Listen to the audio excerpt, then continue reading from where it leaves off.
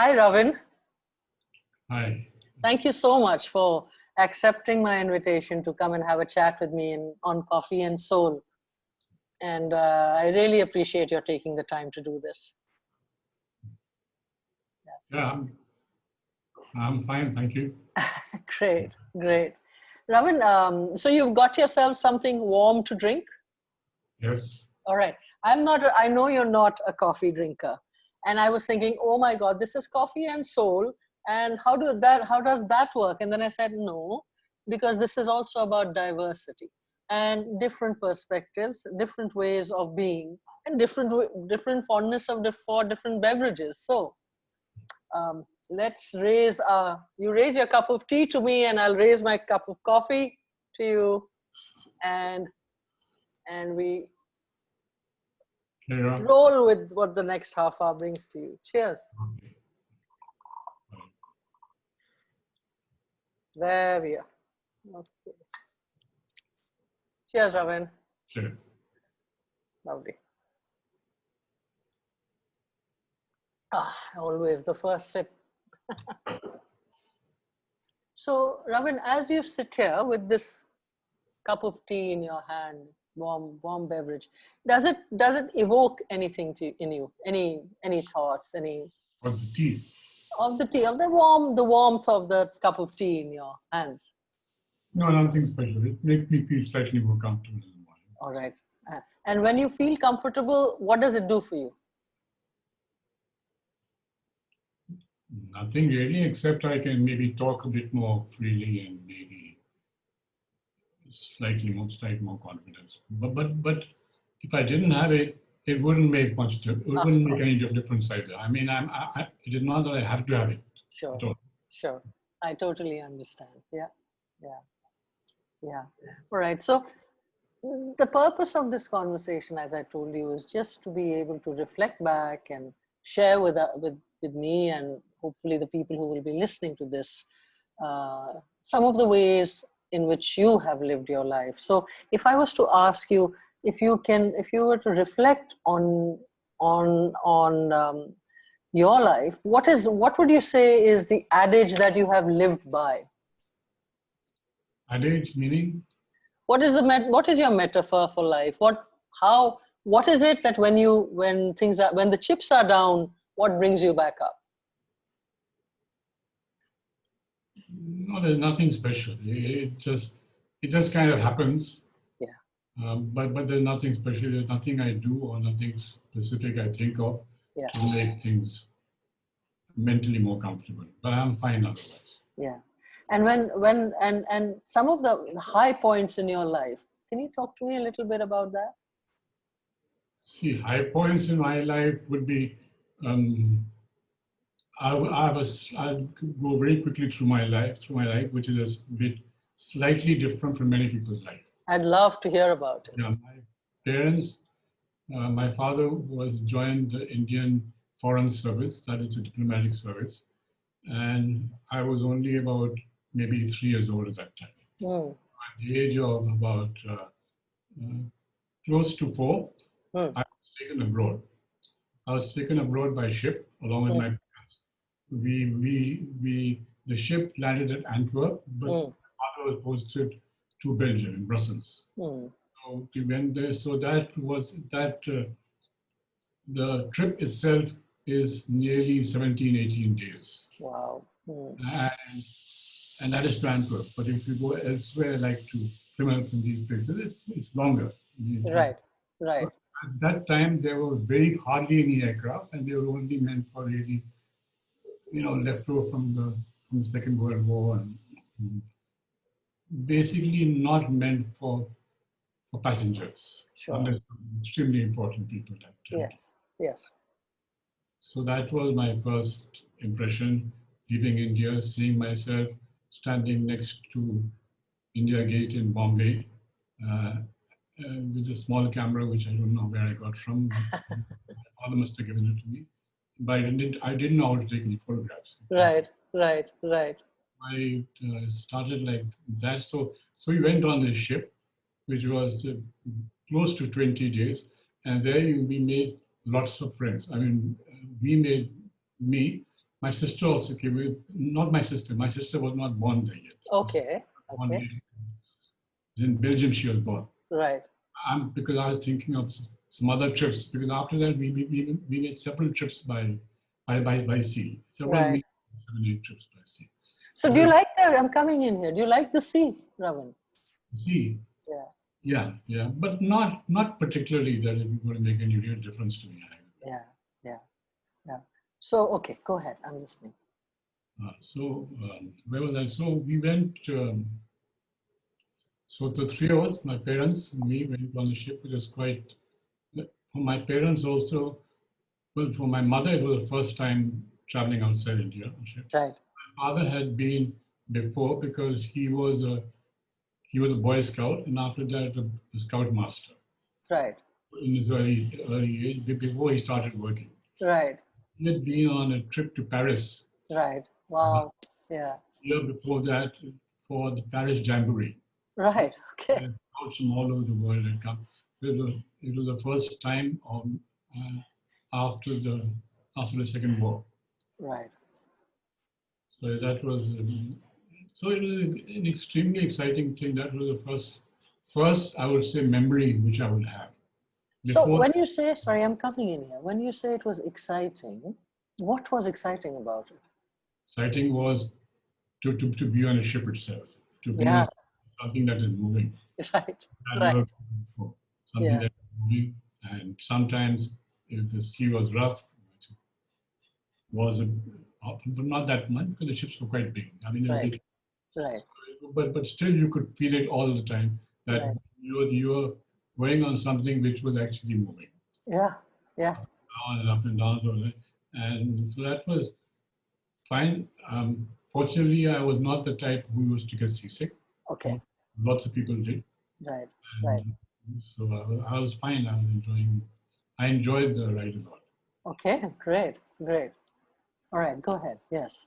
So then we reached, after several weeks, we reached Antwerp. We went to Belgium. My father was posted, and it was quite. It was a city which I'd never seen before, but then I'd not seen much of India either. So to me, it did not make that much difference. Right. Right. We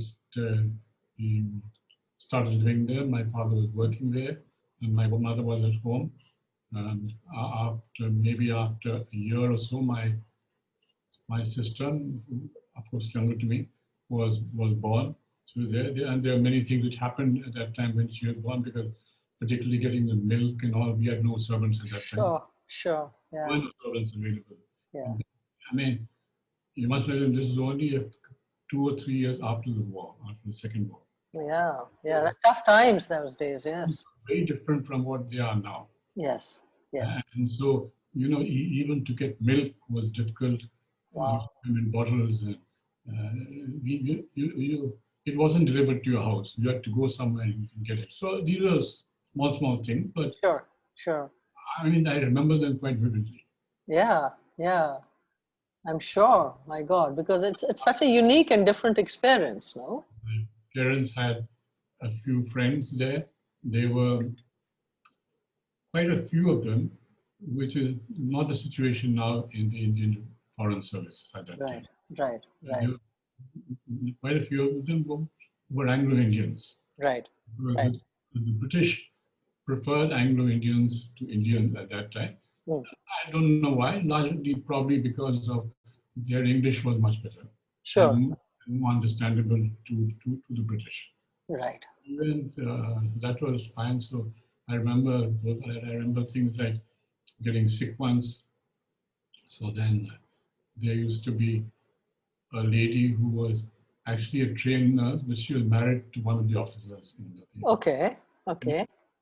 an Indian lady or girl, and she used to come every day to give me an injection. Okay. Which I was extremely frightened of. So How old were you then, Ravin? I would have been around 3.5. That's very young, and you have the memory. So your memories go back to that young. That's amazing.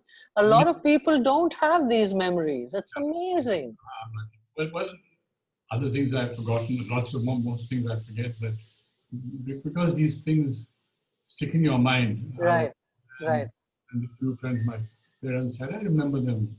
I remember them by, I've forgotten their names, or some I do remember, but by face I do kind of recollect them. If I see, Sure. Wow. Okay.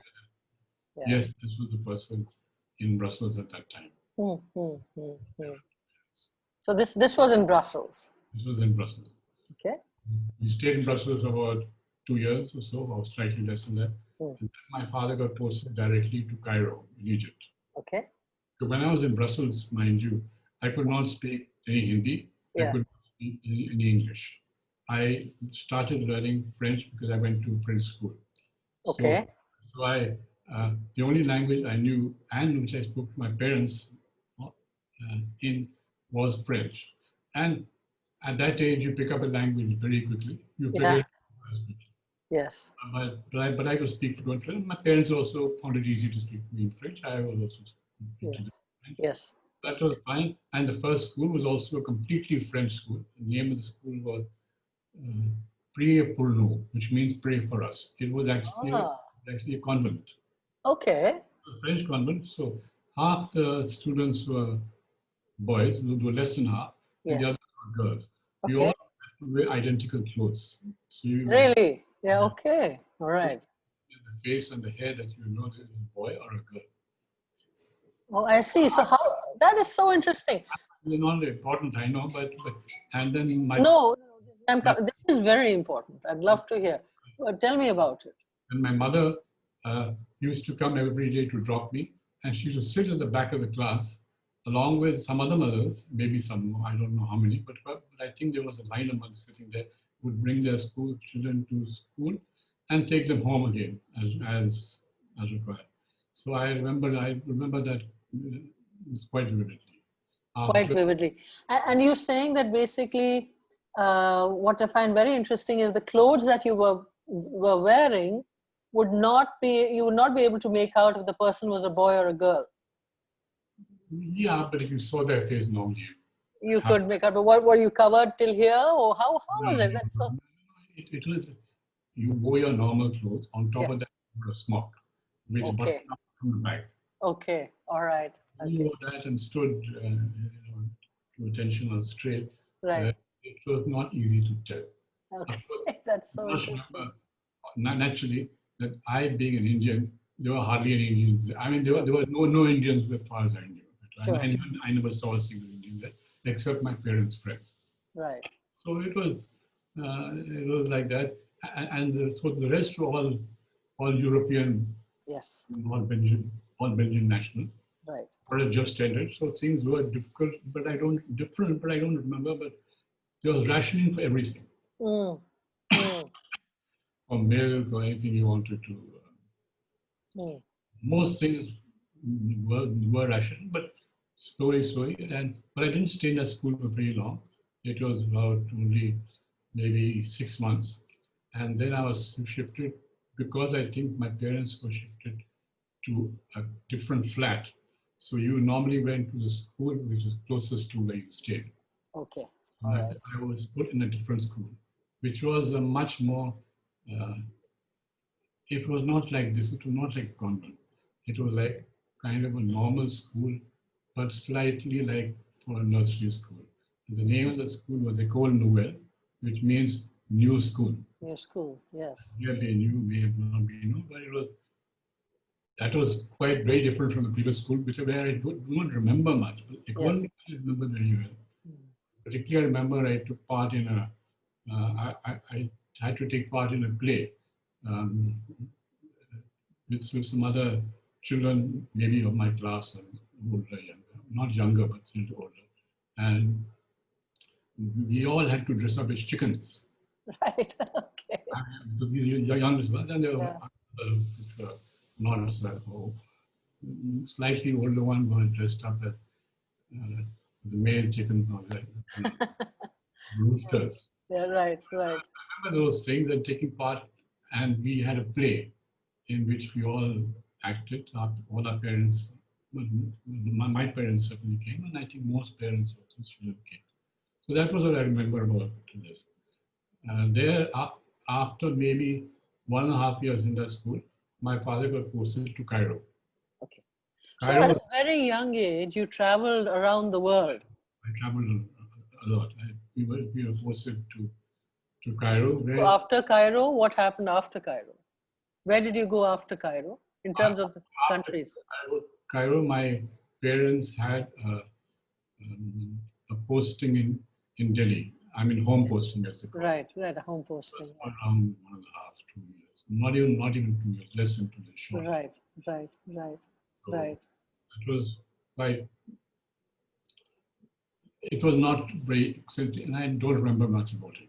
Okay, I've forgotten even the name of the school where I went to Delhi. I right, think it was Delhi Public School, but I'm not sure. right, I right. have been that later, but that was fine.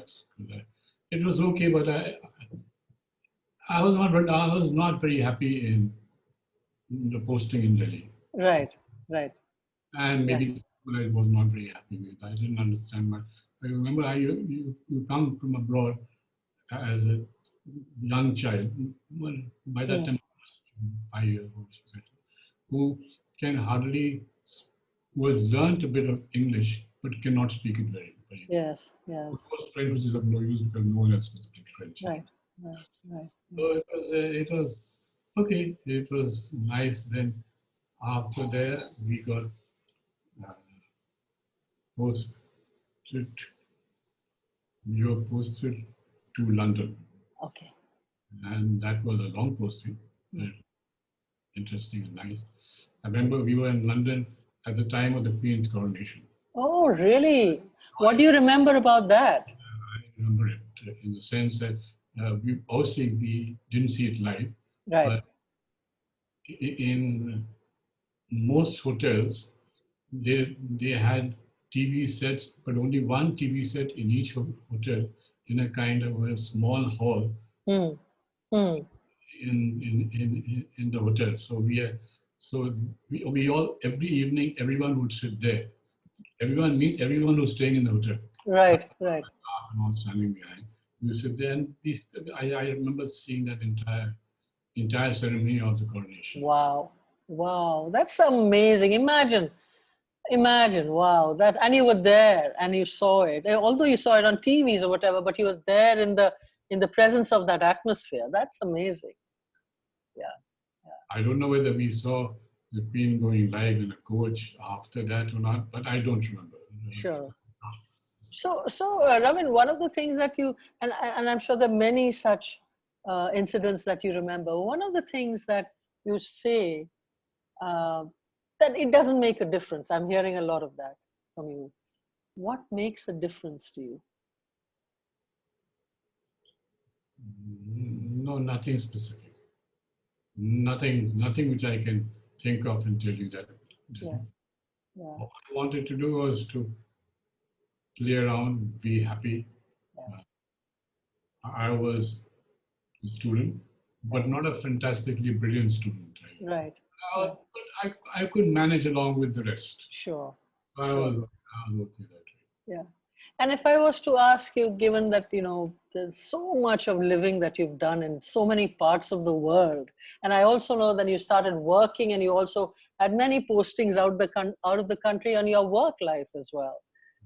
So each one of us brings something very unique in the way that we look at the world, what we what we learn from it, and what we say back to it.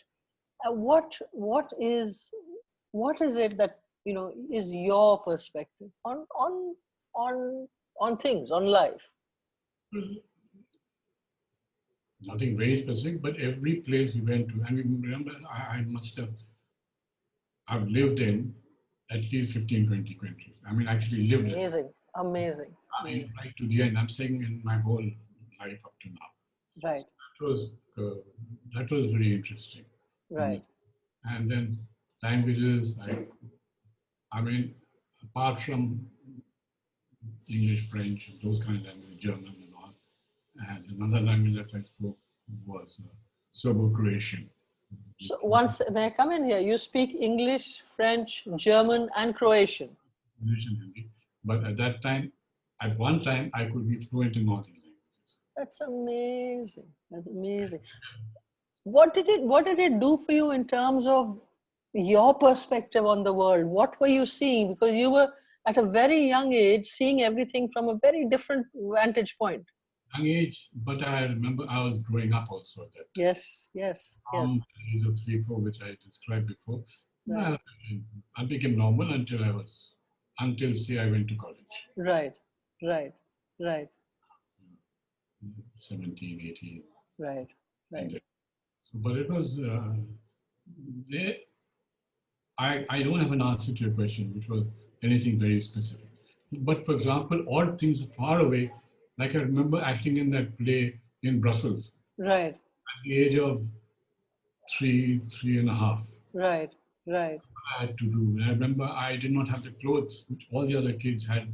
Did have right, right, right, a kind of a like a like a uh, like a pantsuit, like a soft pantsuit, right? We couldn't we found it, but it did not fit. So I was something else, and a pair of shorts, which was right. okay. But when I see the pictures of that, I Yeah. could see I'm slightly differently dressed from the other. So when you think, sorry. No one else would notice that. Right, I know.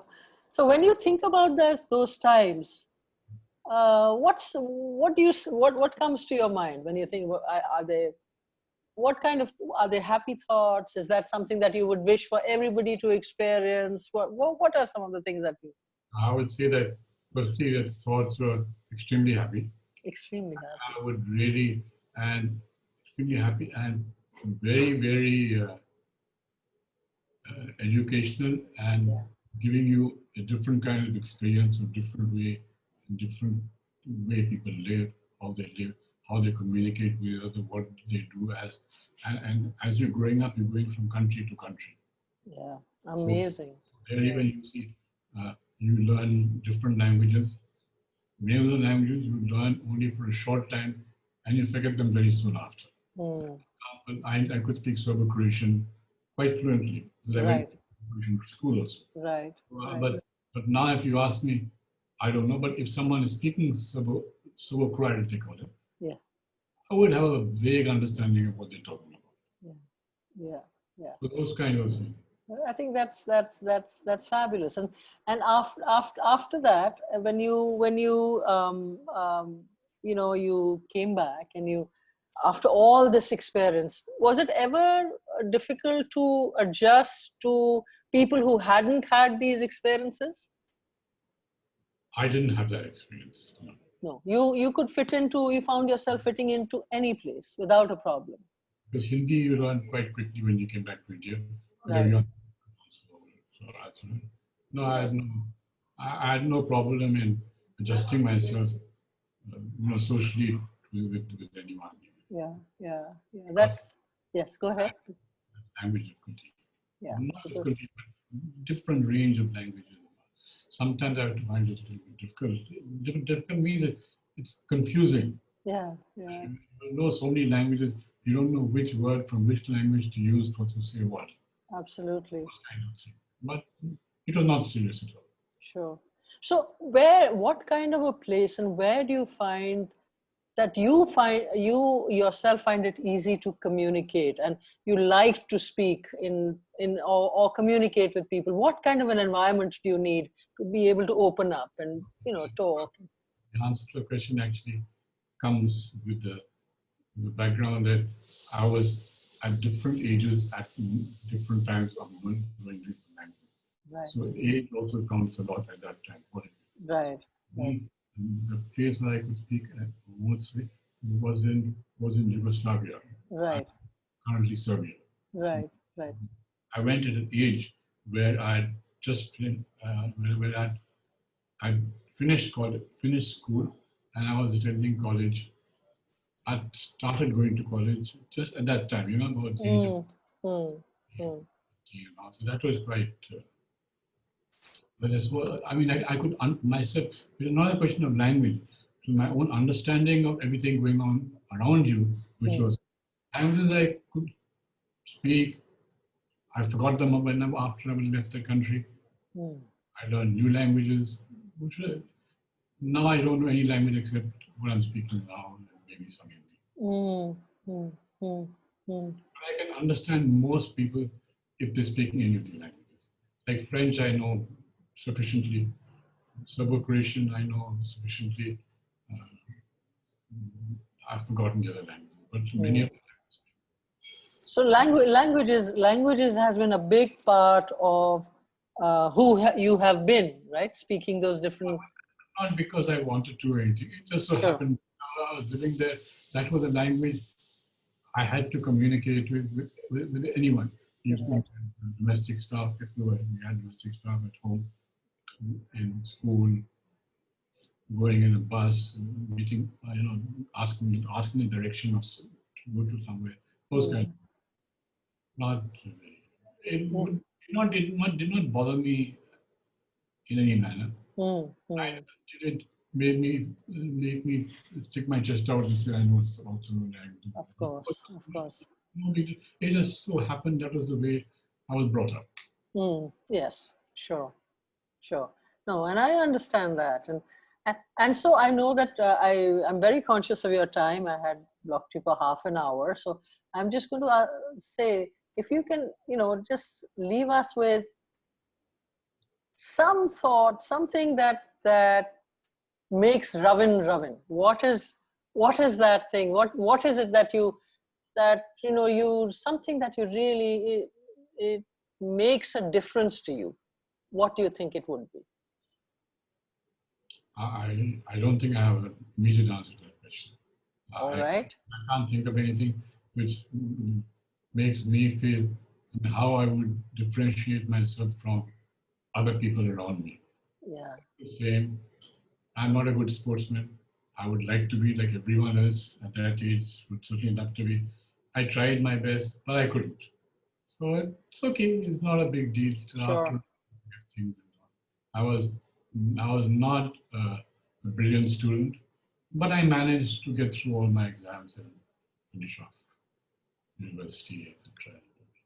I think what is brilliant and what I'm hearing is when you're talking about the fact that I was not a sportsman, not the not brilliant in studies, but what is amazing, Ravin, is your ability to be able to blend into and be a part of any kind of an environment because of the experiences. And I think that is what makes you uniquely you, is what you bring from that perspective. Because it's not really about, and I'm not asking about the achievements. I'm really asking about you know what is the essence of Ravin, and I see that, and you But I say, I'm sorry, yeah, I never, well, like what you're saying, I never think about these things. yes, I know, I understand that, which is beautiful. I've, I'm not forgotten it, but it doesn't matter to me at all what happened that much in the past. There's so many experiences well after school, well after college, when I was started working. I was working in also, my work was also in outside India quite a lot. Yes, I've I've lived in 4 countries in Africa. I've lived in South Africa also. yes, I've seen the end of apartheid, just this amazing. Yeah, was ending, but it was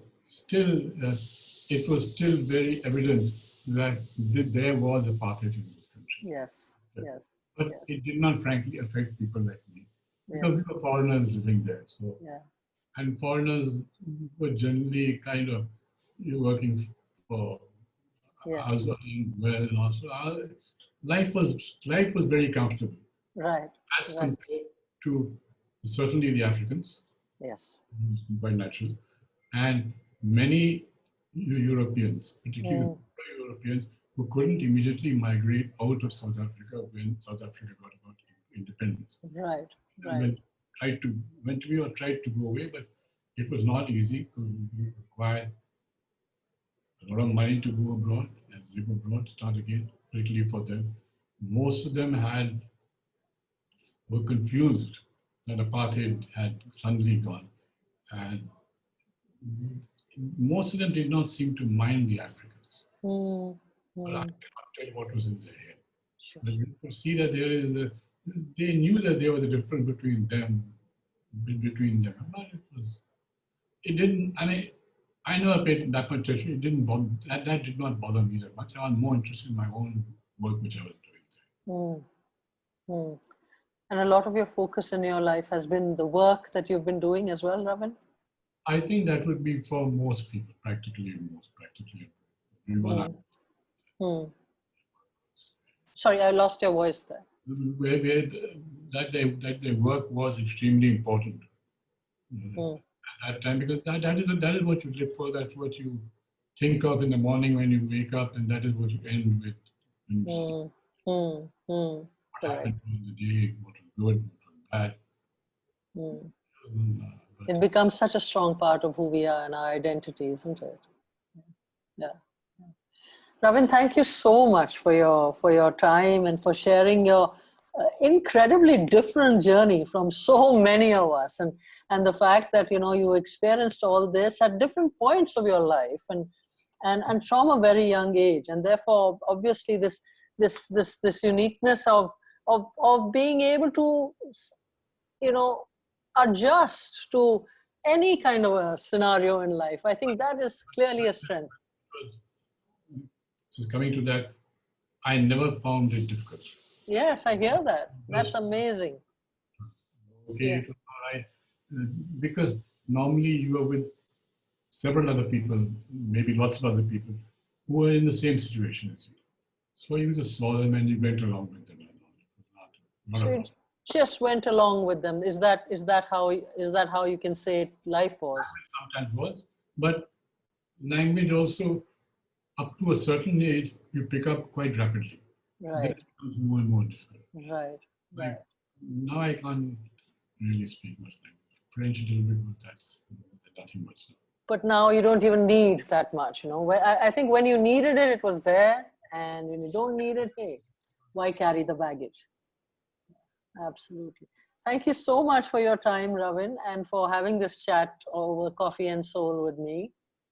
And all the very best. And thank you so much for sharing your unique perspective and your experiences with all of us.